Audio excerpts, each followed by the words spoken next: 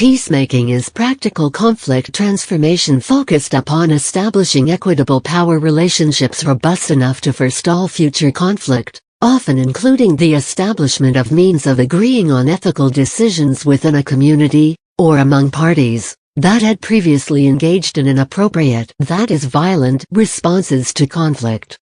Peacemaking seeks to achieve full reconciliation among adversaries and new mutual understanding among parties and stakeholders. When applied in criminal justice matters, peacemaking is usually called restorative justice, but sometimes also transformative justice, a term coined by the late Canadian justice theorist and activist Ruth Morris.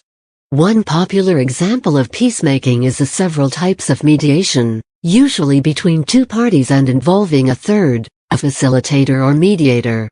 Some geopolitical entities, such as nation-states and international organizations, attempt to relegate the term peacemaking to large, systemic, often factional conflicts in which no member of the community can avoid involvement, and in which no faction or segment can claim to be completely innocent of the problems, citing as instances post-genocide situations, or extreme situations of oppression such as apartheid. However, peacemaking is a universal and age-old approach to conflict at all levels and among any and all parties, and its principles may be generalized and used in many different kinds of conflicts.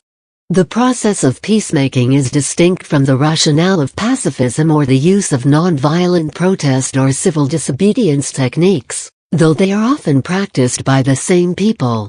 Indeed, those who master using non-violent techniques under extreme violent pressure, and those who lead others in such resistance, have usually demonstrated the capacity not to react to violent provocation in kind, and thus may be more highly skilled at working with groups of people that may have suffered through violence and oppression, keeping them coordinated and in good order through the necessary, often difficult phases of rapprochement.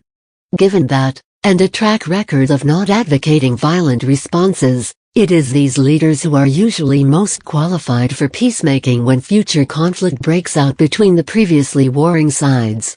Peacemaking in smaller, traditional societies has often involved rituals. For example, Alula Pankhurst has produced films about peacemaking among Ethiopian communities.